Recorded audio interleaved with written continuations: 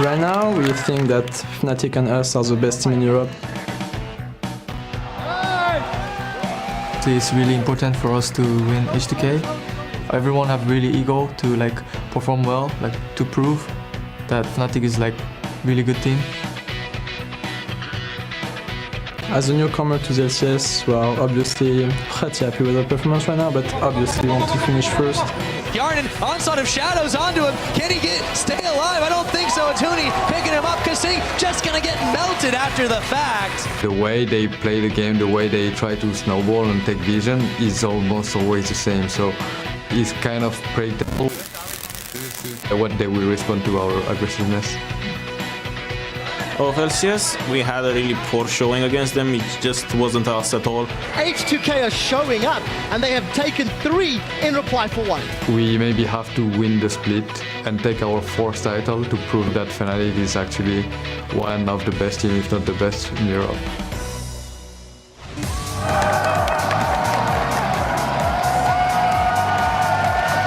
Hello and welcome to the European League Championship Series Spring Playoffs. We're coming to you live from Berlin, Germany, where the semifinals are about to get underway. The fans, they're even more hyped than usual. Amazing. Shaco and his clone coming into the building. Which one is the real one? I can't really tell off this one. And their Fnatic Janna cosplay in the crowd. So hyped. Huni leading the troops of Fnatic into the building as they will set up for their semi-final, looking very, very concentrated. And of course, their counterparts, H2k, setting up, looking quite calm going into the semi-final. We'll see if that persists. And they're saying, I'm Ifje Shoka supporter here on the analyst desk with Trevor Quickshot Henry and the coach of the Copenhagen Wolves, Carl Dentis Krey. Wow, the crowd is super hyped today. Same for you guys, I can expect. Yeah, Definitely. Yeah. This is actually the second greatest thing that could have happened this weekend, besides being down there coaching my boys. Yeah, wow. No worries. Still put up a good fight, and we're very happy to have you here as well. And as you say, a lot has happened since our quarterfinals last weekend. Most notably, the addition of a new team to the LCS to replace the 10th place Meet Your Makers from the Spring Split. The brand new LCS team, Origen, 3-0 versus Copenhagen Wolves Academy right here on our stage, and just a very impressive run for them all around. Definitely. Origin is a team that, they were good the whole split long. They were one of the only challenger teams that scrimmed regularly LCS teams in the practice weeks. And you could have seen this team is here to stay, and this team has only one goal, getting LCS, and they made it. Yeah, and then when you actually watch that particular series, Origin or Hen actually played better than they had all throughout the Challenger series. And Copenhagen Wolves Academy, formerly Lone Alliance, they actually really struggled under the lights. So the stronger team won, and I'm looking forward to seeing them performing again on the stage against the other LCS squads. Yeah, and I am going to let you guys make not a hard prediction, but just kind of where in the range of the standings you think they will end up. Neil said we are top 3 material, or we can get there. It shows now, but LCS is a different beast. It is a different beast, and I don't think they're top 3 from what we saw in that final. There was quite a number of mistakes that I think a stronger team or a team that's performing better may have been able to punish. I would, however, put them solidly in the middle of the pack. I'm looking 3rd to 6th, 3rd to 7th, and we'll see how the cookie crumbles once they start playing regularly on a week-to-week basis. So around the Copenhagen Wolves. Absolutely. If you look at the LCS right now, you got Fnatic, you got H2k, and you got SK. Those 3 teams are pretty much at the top of the league, and that's not going to change next season. And then you got obviously the Copenhagen Wolves at this 4th place. So Origin, right about the 5th place. All right, well, we'll see how that plays out. Origen has their spot in the LCS, the Copenhagen Wolves Academy, and Reason, not yet, but they could still get it if they play in the promotion tournament versus Giants or Rocket. So we will see how that one plays out, which one of the teams will stay, and which one of the new challenger teams can still make it in. Turning back to our playoffs, though, let's look at how we got to the semifinals and pull up that bracket. The Unicorns of Love beating out Gambit 3-1 last week, and of course, the Copenhagen Wolves sadly losing to H2k, meaning that H2k is up against Fnatic here, and those both matchups are so tense. They really are. And the thing that I love about both of the semi-finals here in Europe is the fact that it's a different clash of styles. Fnatic versus H2k today, aggressive, bloody, kill heavy versus H2k, calm, controlled, coordinated. SK versus Unicorns tomorrow, it's Mr. Consistent versus Mr. Inconsistent. And it'll see which style reigns supreme. Yeah, and as we see there as well, Cloud9 versus Team Liquid, the first semifinal over in NA, will also start right after our broadcast wraps up. So stay tuned. A lot of league action here today. And while we're looking at the big picture, let's talk Worlds qualification. There are 3 ways for a team to get to the 2015 World Championship. Winning the summer split, so the playoffs at the end of the next split. Having the most championship points at the end of the season, season, or winning a regional qualifier, which will be a tournament between whoever's placed between 2nd and 5th in points. Yeah, and it's something that we haven't spent a whole lot of time talking about because we've been focused on the regular split. But the 2015 season has had a number of changes, and it's encouraging not only more consistency on teams in the spring split, but also showing you a different way of getting these teams to qualify for the Worlds. Let's actually bring up how the points breakdown plays out, because as Sharks has already mentioned, if you win the summer split, you get that first place seed in the World Championship.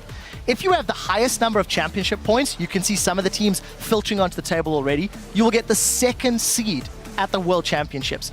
And the teams that are placed 2nd through 5th on this table at the end of summer will do battle in a 4-team regional qualifier, and that will give you your 3rd and final seed from the European LCS to take place at the World Championships. Yeah, absolutely. This format is just the best you could have chosen. You got the 3 best teams from the LCS going into Worlds. You got the best team of the summer split, which is always going to Worlds. You got the hottest team when it comes to meta, the winner of the regional finals.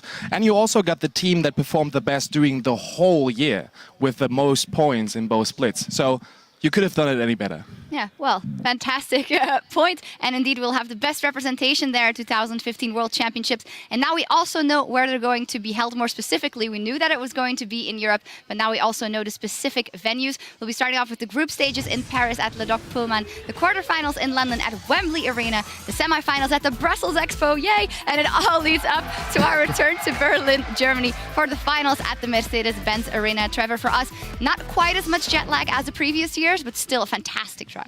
Definitely. If anybody thinks back to All-Star Game last year, the crowd was absolutely crazy. The folks in London, they went ballistic as well. I'm very excited to travel back to those venues. And of course, for all the Belgian fans in the audience today, of which we know there are many, you can hear them. Going to Brussels is going to be fantastic. I think the venues are great. I think the fans are excited. And I sincerely hope we get the cosplay, the screams, the yells. Just let them tear the roof Hey, off. I can vouch for it that the Belgians will give you all the other fans a run for their money. They're going to be so active.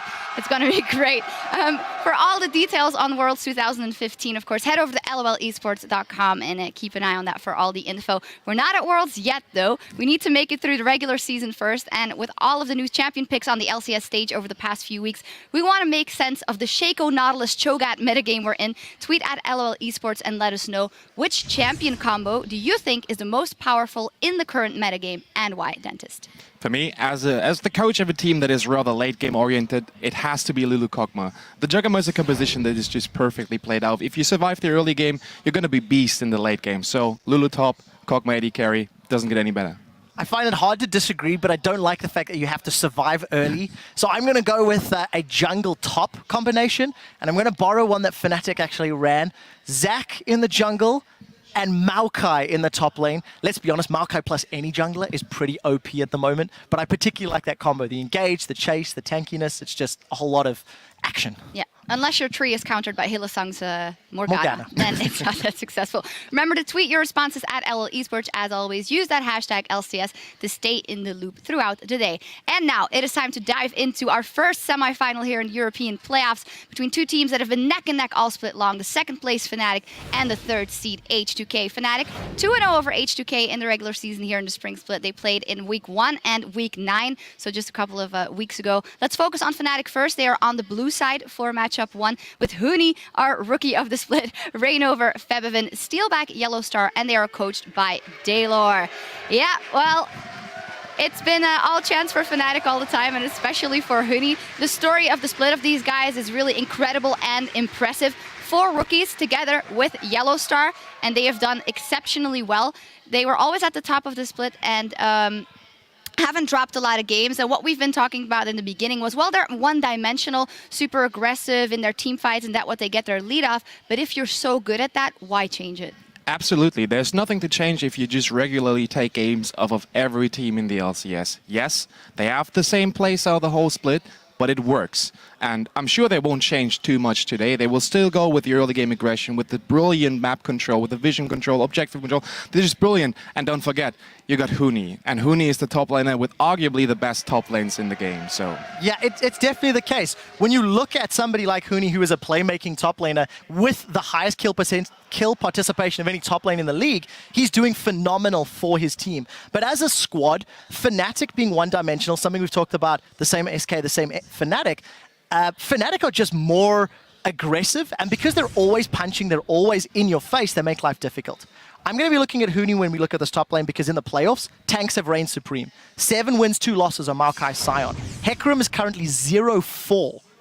And that's quite a surprising stat considering how successful he's been elsewhere. The thing is, we haven't seen Huni run Hecarim. He's currently 2-0 on that champion. I'm going to say it, he's the best pony in Europe. And I'm very excited to see how well he can play. Look at that, 82% kill participation. His teleport ganks, his timing is off the charts. And H2k are going to have a difficult time reining him in. Yeah, definitely. We're going to have to take a look at how they will do that. And turning on the red side in Game 1, we do have H2k with Oduwamne, Lulex, Ryu, Yarnan, Kasing, and their coach Prali, the coach of the split. So we have the rookie of the split on one team and the coach of the split on another. They were 3-0 in their semifinal versus the Copenhagen Wolves. Only bump in the road for me was the beginning of Game 2 for them, where you guys had a big lead, but they did play incredibly well, and as a result, 3-0 versus you guys. And the Game 2, well, if you ask me as a coach, that made him even scarier, because throughout the whole split, they never had to play from behind, except for the games against Fnatic where they lost. And in our game, they were behind 10k in like 15-20 minutes, and they still managed to come back from that with like total dominant vision control, with perfect rotations, and with the right times, with the right fights at the right time. This, for Fnatic, would make them even scarier for me. I think so, but I also think against Fnatic, if they find themselves behind at all, it is going to be a little bit harder to come back. Copenhagen Wolves didn't press their advantage quite as hard as you do see Fnatic doing. Fnatic are more inclined to tower dive, more inclined to rotate super aggressively around the map. So for H2k, I think the early game, laning phase to the first few rotations, could be extremely pivotal. They need to have proper defensive or deep wards, make sure they read Fnatic well, because I don't think they can bounce back if they get in that position. Absolutely. If H2k gives Fnatic a lead of 8k, they're going to just run with it and close out the game in 25 minutes. For a reason, they are the strongest team in the mid game. Yeah, absolutely. And that brings us to our featured matchup for the day between two supports that are the backbone of their team's success, Yellow Star and Kasing. Yellow Star, as said, leading that pack of rookies to the top of the tables in the European LCS. And Kasing, even though they're actually also rookies, coming in, and from the moment he joined, they went on a tear in H2k. Yeah, but the thing is, we never heard why. We've constantly asked H2k, what did Kasing bring? What did it change? And everyone's like, well, the team dynamics better, calling's better, everything is just better, you know, but there's nothing concrete about it, which is weird. It's just this magical ingredient that you can't explain. It works. On the other side, Yellow Star, he's built this team. You know, he took Febiven from H2k. Keep that in mind. Febiven qualified to the LCS with H2k in the expansion tournament, bailed on them, joined this untested team of Fnatic with imported Koreans for the first time in Europe, and, you know, and they've just played phenomenally. So great, decisive, strong calling from Yellow Star as the father of the team, and this magical chemistry ingredient from Kasing that has brought H2k in. And just one quick thing, H2k would not have been in the LCS if it was 8 teams. H2k didn't qualify for the LCS. They needed an expansion tournament to get in, and now they're arguably the 3rd best team. Absolutely, yeah. Can only concur. One last thing, glad you mentioned it. Febiven versus Ryu is, of course, a huge matchup. In the quarterfinals, Ryu, for me, definitely stepping up. But then Yamato said, for me, he had always been top 2 in EU. That is something that, for me, at least, wasn't as clear as it was in the quarterfinals. Yeah. As a follower of the Korean scene, I knew what that guy is capable of doing. Like, most Western fans just know him from the Faker highlight video where he's the second set. But for me, he was always like an fairly underrated mid laner in the West, and especially in the playoffs, that guy showed up. If you ask me, that guy was the MVP of the game. All right, well, there we go. We'll see how he does in this one versus Febiven. And with things ready to go on stage, let's hand it off to our dapper duo at the caster desk for pick and bans. Thank you very much.